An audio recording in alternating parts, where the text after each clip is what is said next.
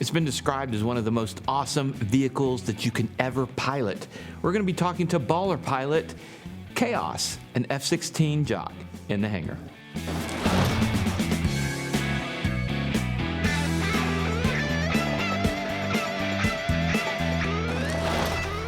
Welcome to In the Hangar. I'm Dan Millican. And I'm Christy Wong. Today's episode is brought to you by Wingfield Aviation.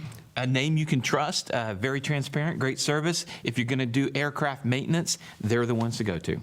Well, today we're here with Kaos. Nice to meet you.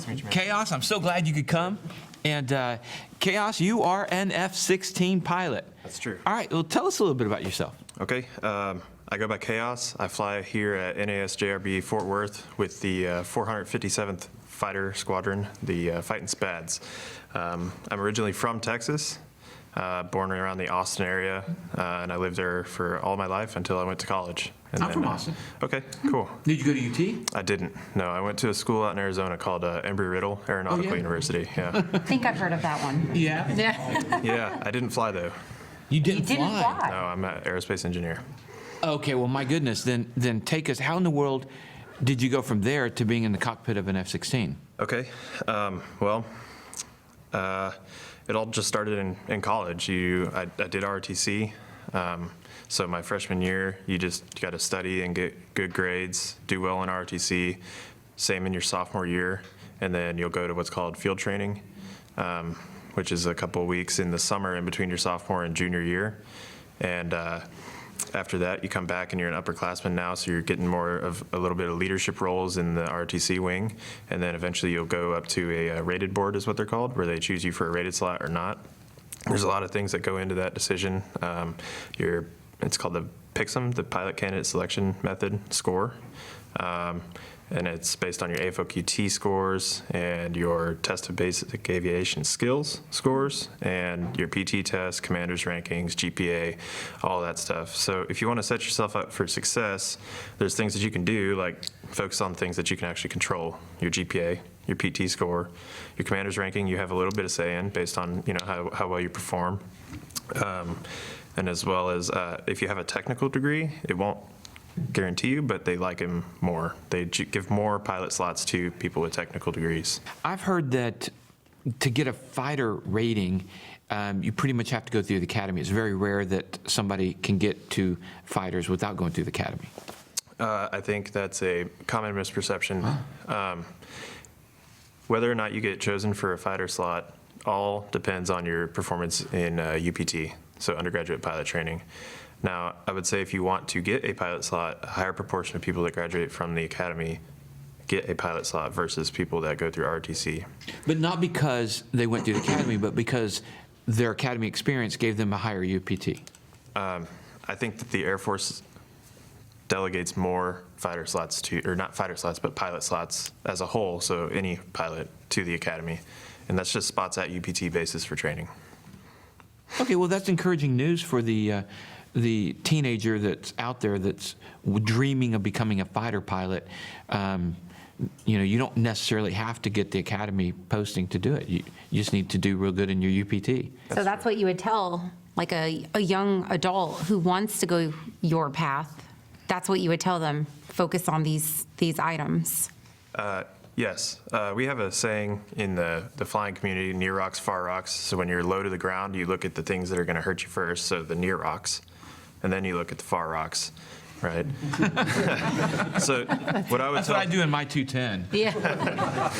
So what I would tell somebody who wants to become a military aviator is focus on the things that you can control right now. So if you're in high school, focus on your high school GPA and getting into a good college.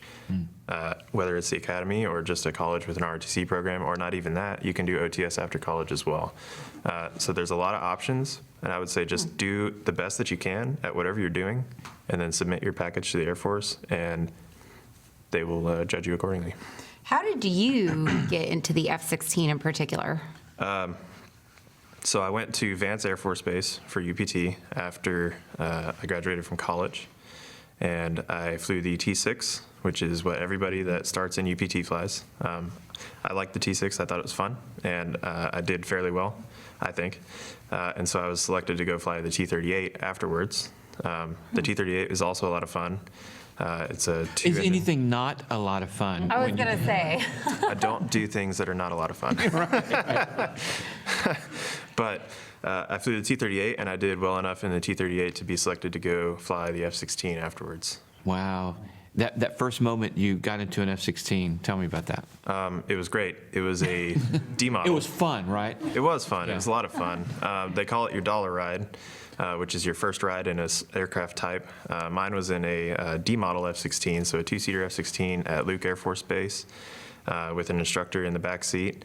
And it was awesome. We went supersonic, and we pulled 9 Gs. And Oh, when, that sounds great. when he asked me what I wanted to do on the flight, I said, I want to go supersonic, and I want to pull 9 Gs. And he said, all right, let's go do it. So that's what we did. You could do that in the 210, right? Yeah, well, maybe 8. 8 Gs. 8 Gs, okay.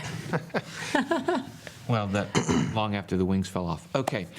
Tell us about some of the tools of your trade. Okay. I brought my helmet here Wow. for you guys to see. Okay, that's not a cheap helmet. No, this is a very expensive helmet, and they don't looks appreciate when you drop it. They don't, huh? No, they don't. And this is just for the F-16? This particular one is called a Hobbit.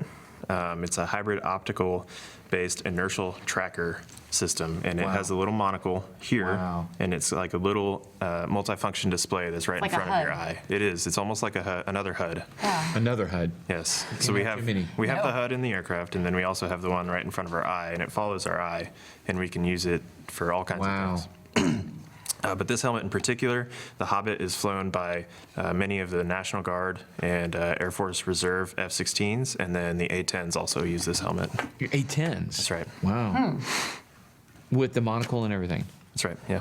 Wow. And then the active duty F-16s have another system that's called a JHEMIX, the Joint Helmet Mounted Queuing System, and it's a little bit different system than this, but it accomplishes essentially the same task. Wow. All right, what else do we have here? I've brought my harness for you to see. Okay. So this is just a parachute harness. It hooks into the actual seat of the aircraft right here via 2 straps or risers. Let's hold that up. Yeah, here. Here, I'll hold it, and you want to move the helmet, you can. Oh, I'm not touching the helmet. I just hand it to somebody over here. This will become standard gear for the Cessna Centurion. But it's got, this is our Crew 60, which is where the aircraft supply of oxygen hooks into the harness and then goes to the mask out of this port here. And then also our emergency oxygen bottle hooks in here. This here is an LPU. It's essentially LPU. Yes, it's a life jacket. Okay. So it'll automatically inflate when you hit water. In the case that you Automatically. did, yes. You can also pull these 2 red toggles there This to looks inflate heavy. it yourself. It is heavy. It's there's a lot of metal on You it. hold it. Oh, my. Okay. Here, I could just put it on, You but could I just wouldn't put it know on. how. That'd be funny. Okay. You could use this for the long warrior. Yeah. I'm waiting for the STC. Yeah. So in the event that we do have to egress the aircraft or eject, we should be fairly safe with the parachute, and then if you do land in water, you have your life vest as well to keep you from sinking, because obviously this is heavy, and the G suit would probably fill with water as well and be pretty heavy. So let's talk about the G suit. All right. So this is an ATAGS G suit. It's a little bit newer than the older 5-bladder version. It's full coverage, and basically what it does is it inflates with bleed air from the engine. Oh, wow. It's not very hot. It's not hot, but it's a lot of pressure. And basically what it does is it squeezes your lower extremities all the way up to your stomach, and it forces the blood back up into your brain when you're pulling Gs. For the G suit, you don't, I'm going to hold it up for the camera. You don't have anything above your waist. No, And didn't they used to, though? not for the F-16, I don't Huh. believe. It goes up essentially to your bottom rib. Wow. Okay. Okay, let's talk having to use the bathroom when you've got this stuff on. Actually, I brought a piddle pack. Oh, I my. keep one in my G suit all the time. Okay. But it's a piddle pack, and as you can imagine, I guess I'll open it here for you. Here, let's show that camera right there. I guess I'll open it for you here, but it's just a little plastic bag here, and they give you a little alcohol wipe, which is nice. You can clean up your hands Sanitary. afterwards. Yeah. Yeah, and it's got this this powder in here, and once you urinate into it, it kind of turns it into like a gel, so it doesn't leak everywhere. And then you can just tie it off and stow it, and then don't forget it in the jet when you leave. Don't forget it. Do not forget it in Crew the jet. chief I likes feel that. like there's a story there. Yeah, I feel like, yeah. I've never there's a done that, story. but I don't think the crew chiefs would appreciate that very Wow, much. So that is really cool. Also, not touching that. it's brand new. It hasn't been used. Okay. Brand new. They only use them, recycle them. No, never mind. What's your favorite story flying the F-16? My favorite story flying the F-16. I just really enjoy flying in general. Sometimes you get kind of wrapped up in the mission and all the little details of what you're going to go do, and it's easy to forget that, like, I'm about to go fly a supersonic aircraft across Central Texas all by myself, and it's mine for an hour and a half. So I just sometimes really like to sit back and relax and just look outside and see, like, man, this is awesome. Not a lot of people get to do this. Have you ever thought of doing a flight of 2 with like a warrior? A Wong Warrior? I'm thinking we could make this happen somehow. They Can you go that slow? how slow? See, 60 knots? If I No. No, I'm not. full throttle, no, hold on. I could probably do about 110 knots. No. Our typical landing speed with the gear configured is about 145 to 160 knots. So, Yeah. yeah. Wow. We don't go a lot slower than that. Well, I mean, the F-16 is awesome, as you've said. Do you plan to transition to another aircraft? Potentially. I'd like Well, eventually. what's better than an F-16? Well, I don't know if it's better, but it's different. Okay. I'd like to go fly the F-35 Yeah. eventually. See, that- yeah. That would be, that's Eventually. unacceptable. because that would be pretty phenomenal. I've heard the helmet's worth more than the Wong Warrior. Oh, that helmet is worth more than the warrior, I'm sure. Yeah, their helmet's very expensive. Well, let's talk about lifestyle for a second. Okay. So I know you've got a family. What does Mrs. Chaos think about all of this? Mixed feelings. It's obviously not the safest job in the world. Understandable. Especially if you go overseas. But accidents happen in training sometimes, and it worries her sometimes. But as a whole, I think she is proud of what I do. Yeah, she seems supportive. Yeah, she's very supportive. So she stays at home. We have 2 small girls. 2 little chaoses. That's right. A lot of chaos flying around. But she stays at home with the girls, and I travel a lot. Not as much as some other bases, but I'm still gone a lot, and sometimes it's rough when she's home with 2 toddlers by herself, and I can't be reached, or See, we need Mrs. Chaos on the show. She sounds like the real baller in this story. That's true. She's very supportive, and I appreciate all of her hard work and support. What are your future plans? Will you stay in the military for a long, long time? Will you transition out and still stay in aviation? What are your plans? So when you graduate from pilot training, the day that you graduate from pilot training in the Air Force, that is when your 10-year commitment starts. So for me, I have about 7 years left on that commitment. So that'll get me to about 12 years time in service. And then after that, I don't know. I'm not sure yet. You got a long time to wait to decide that. Yeah, So, do you get to re-up at the end of? you can. You can sign contracts of differing lengths, and there's a associated retention bonus with that as well. It changes sometimes, but right now I believe it's $35,000 a year extra. Extra. I was going to say that's a 35,000. bonus. But you know what? I'd almost take $35,000 a year to fly an F-16. I was just about to say that. Yeah. So the last question I have is, when can we do a taking off episode in a 2-seater F-16? I can put the GoPros in there and. Rock, paper, scissors, you for it. Oh no, you don't know how to do the GoPros. Sorry, Christy. Okay. It's a button. Okay, we split the time. Okay, there you go. When can we do that? I think Captain Gross is probably the person to talk to about that. Well, that conversation will be had. So. But no 9Gs, please. No, I want to see how, try to make me throw up. You want to throw up? No, I don't think I will.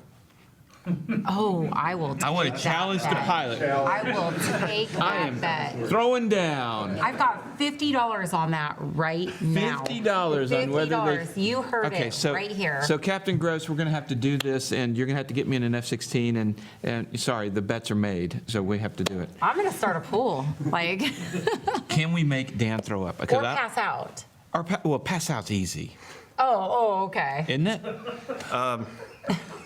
If you practice, it's not so bad. If you okay, yeah. I No, haven't we're talking practiced about the passing first out a lot, time. so We'll talk. with the G suit, maybe that'll help. No? Oh, I don't get a G suit. Oh, maybe. get a G suit. I was Yeah, gonna okay. say, You get a GC. All right, If we're there we go. pulling 9Gs on you, I think I'll let it happen. Well, try it on. Try it on. You don't have to tell me twice. Okay, so I don't want to break anything. Oh, this is not bad. Okay.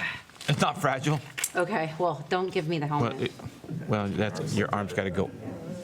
There we go. Yeah, I could Okay. totally do this. You could totally do this. Yeah, okay. All right.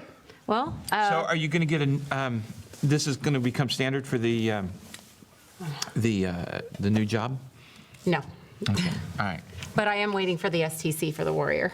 Okay. Yeah. Well, at least if you hit water, you'll be able to float. Yep, there we go. All right, so let's open this up to the studio audience and questions for our captain, our F-16 pilot. Okay, over here. Name and question. Yeah, my name's Jay Urish, and my question to you is, have you ever been, or anyone in your wing, been scrambled to do an intercept on a private pilot or smaller aircraft? Okay, thanks for the question. Yes, we do occasionally sit alert for that, and I know that there have been scrambles. Typically, that would be for something like a busted TFR. Okay. Or something. So what is your procedure for intercepting Christy and the Wong Warrior as she flies over Cowboy Stadium during the game? Well, the first thing we're going to do is find you, which is not always as easy as it sounds. And you're not going to be able to pull up next to her wing because she flies too slow. That's true. So we're not able to fly directly next to you, but we'll You can't. fly in the vicinity. You'll fly in the vicinity. Yeah, and- She will know you're there. Maybe not. It Oh. depends. Oh. And Okay. then if you're not in radio contact, how do you get them to land? I mean, how do you? Well, so we're going to try to raise you on guard. This is going to be our first thing that we're going to try to do. And then after that, we'll give you a variety of visual signals and make our intent pretty clear with what we want you to do. Okay. Visual signals. Yeah. All right, cool. Another question. Hello, Mark Campbell. How many flight hours do you have, and have you ever been in any combat situations? That's a good question. I'm fairly new to this. I've only been 3 flying years, the F-16 for about 3 years.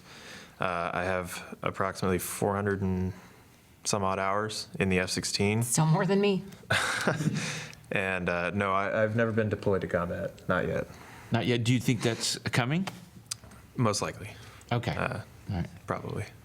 Which then makes Mrs. Chaos not as happy. Well, yeah. Yeah. Well, maybe she wants him gone. I don't know. No, I'm just kidding. We'll edit that out. Okay. Does anybody else have any questions? Who wants to ask him about the, Okay. yeah. Matt, I let's want go. somebody to ask him about how he got the call sign. Well, but he's not going to answer it. Oh. Yeah. Okay, Oh, gotcha, okay. And name and, yeah. Apologies. I just curious how you feel about some of the movies that are out that involve people doing what you do. Top Gun. If you find, I won't say a name, if you find them entertaining and encouraging, or how do you feel? Sure, they're entertaining. Yeah, I mean, it's just like any movie that Hollywood makes about any profession. Like, they're not going to get everything about it right, but I love airplanes, and any movie that has airplanes in it, I'm all about it. My man. Even if it's not realistic, I'll still enjoy it. All right, very cool. All right, well, any others? All right. Well, Captain Chaos sounds like a Marvel character, but thank you so much for coming on and talking with us. Thank you, sir. Thank you. Appreciate it, man. And thank you guys for watching. And I don't know what we're going to do with you. All right. If you like what you see, please share, like, and subscribe. And we appreciate you guys watching. And we'll see you next time in the hangar.